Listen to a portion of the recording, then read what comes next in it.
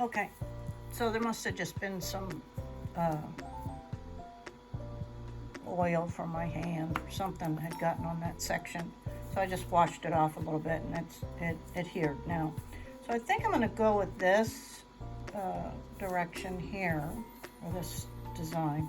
Oh, I wanted to also tell you that on some of these stones, like moonstones, other stones that are translucent, they make, because when you use a copper tape, copper foil tape, the copper, sometimes you can see it, you know, once you're done.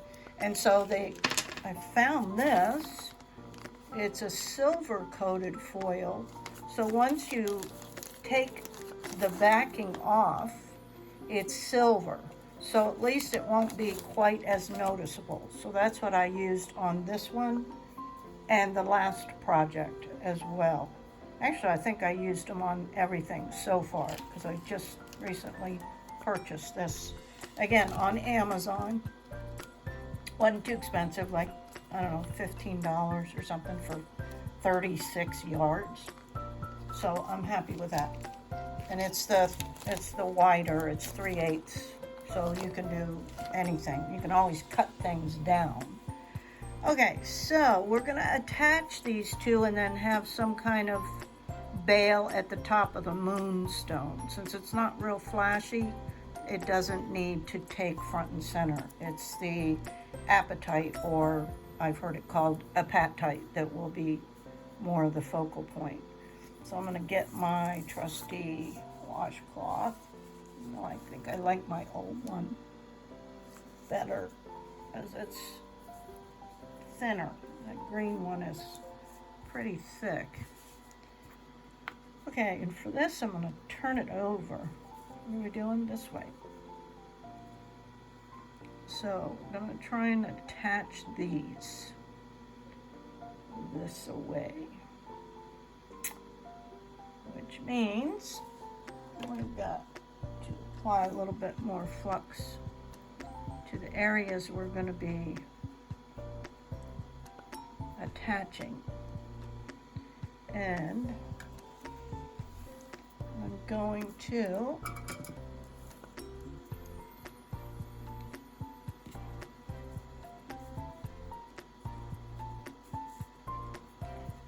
put a dot or so on this top part. Okay, come on, iron.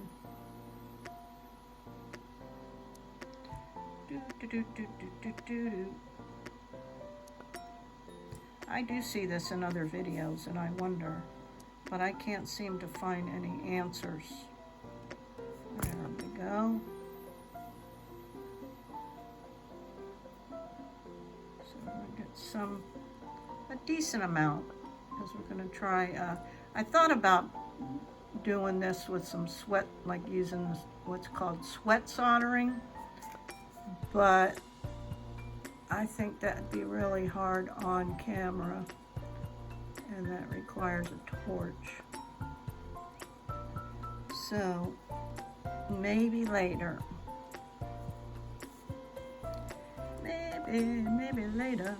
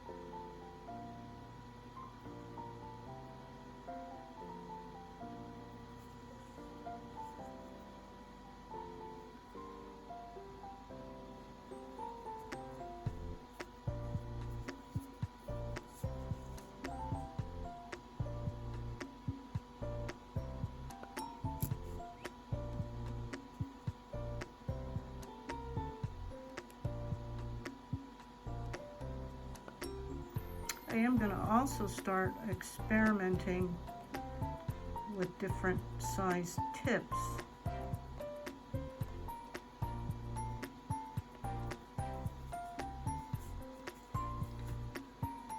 So I can, you know, get down in these little crevices.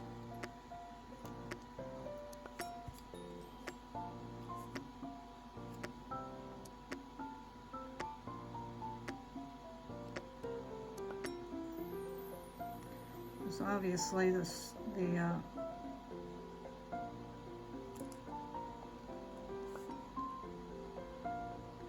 smaller your tip, better area you can get into.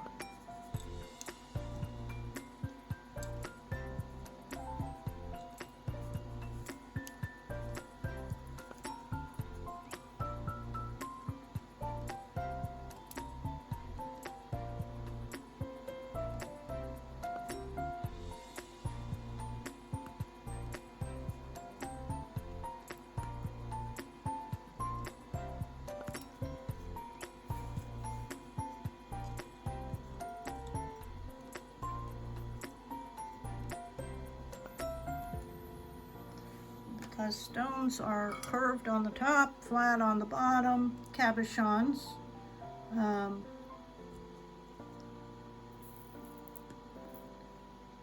not so easy to hold on to.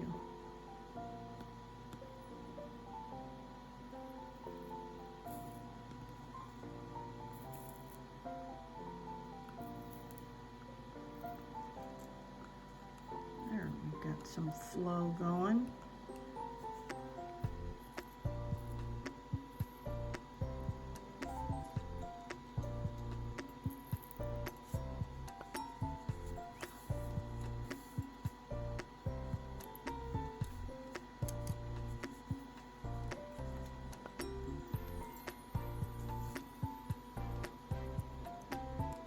The camera wasn't in the way.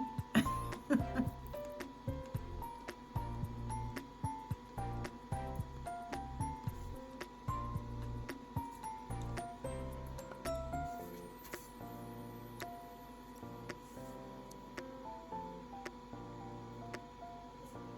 little bit more in here.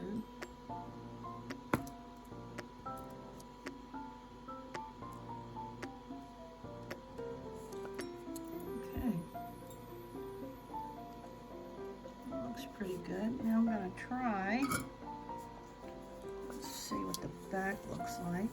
Let's try to get this a little smoother.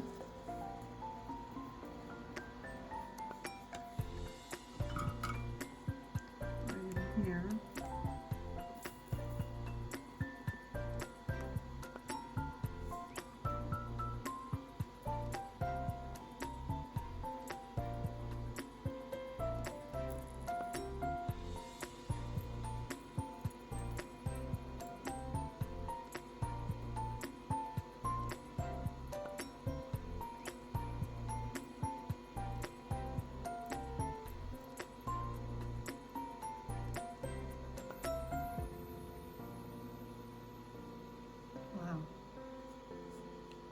Nice.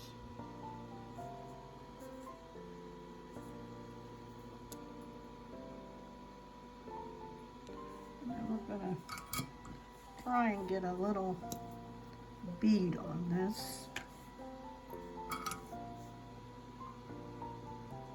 A decent size. We'll see how this works.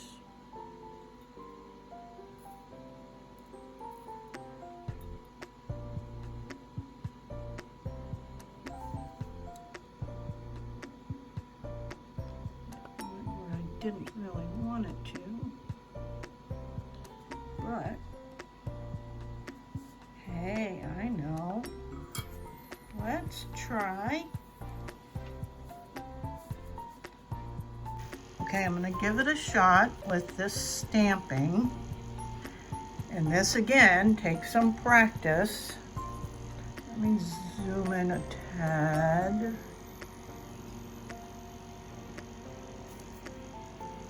You're working with molten or when it's liquefied.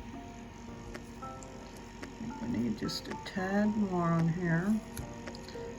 So you mess with this solder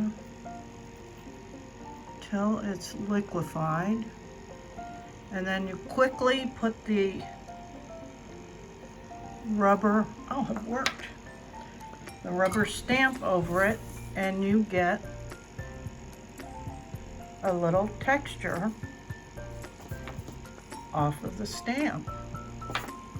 Cool. Glad that worked the first time, unlike some other stuff. So now I need to think about a bail.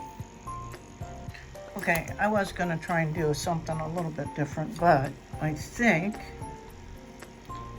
I'm just gonna put, this is probably a 10mm jump ring, and I'm just gonna solder that on here,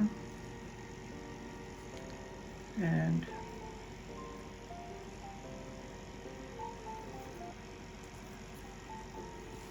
okay, so put a little flux,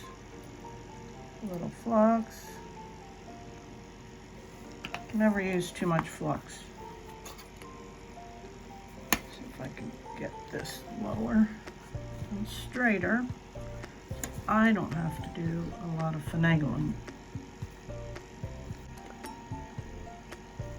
There we go. Just put a little bit more on so we don't lose it.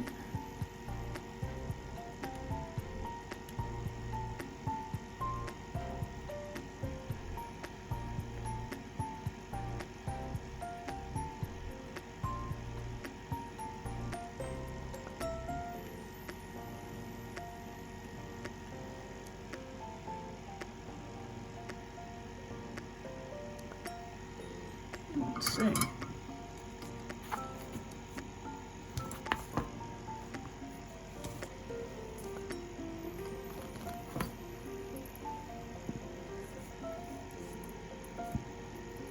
That works. Hey, it's centered too. Now I could probably get this a little cleaner, and then I risk that jump ring coming loose. But that's the challenge. That's what we're learning. Don't even know that we really need more solder, but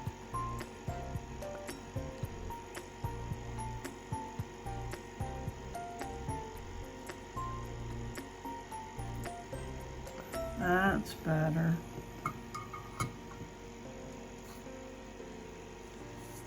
Okay, so let's see.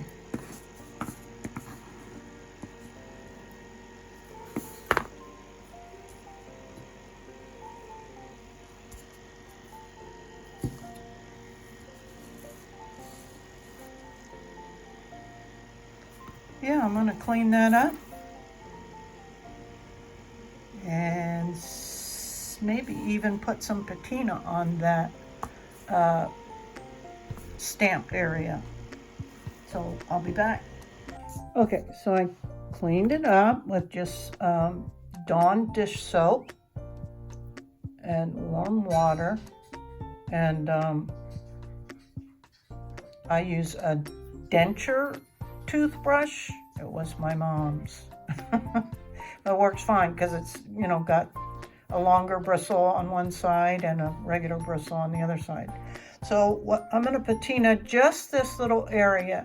Now patina for soft soldering is completely different than liver of sulfur or other patinas that are designed for copper metal and sterling silver and other types of metals.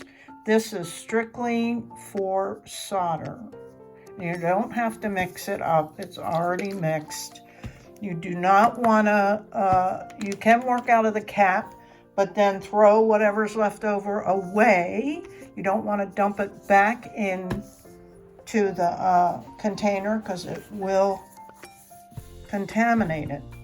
So usually what I do is I get a little saucer dish and I measure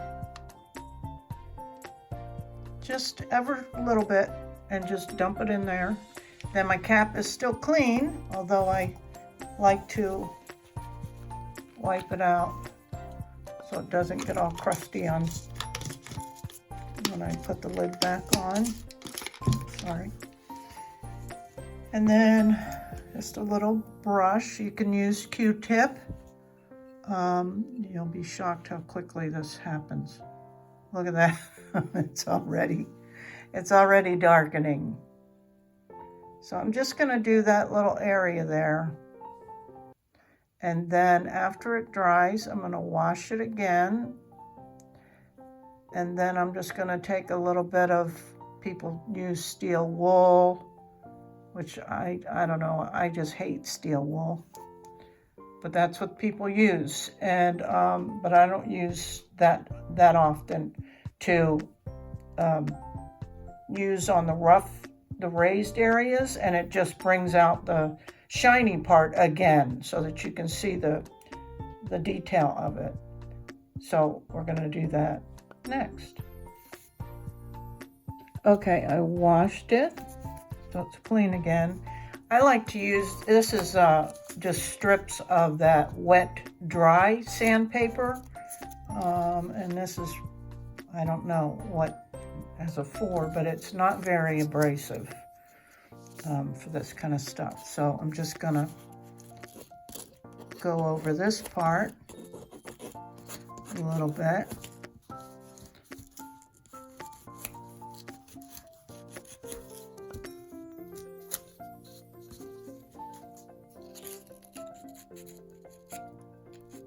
And you see that it's just bringing some of the raised areas back to a silver. So it just gives the actual texture a little definition. And I think that turned out pretty darn good. So now we'll just do a cord or a chain. Oh, we have to do a jump ring. So let me find that. Okay, so I'm going to use these jump rings. I guess you could put a cord on if you wanted to just do one of these lark knots, they're called, where you kind of do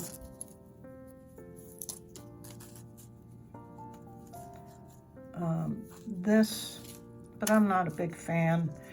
On certain pieces it looks better, but I'm going to put jump rings, and I usually, I don't know, I saw it in some, I think it was in Matt's Crazy Art. That's another shout out I'll give. He's a wonderful, funny guy who has his own channel and does all kinds of art. But he was the one who said he liked to put 3 jump rings on a piece because for some reason it adds a little something to it. So, and I agree with him. Instead of just a single jump ring, maybe people think it's lazy at the end of a project. I don't know.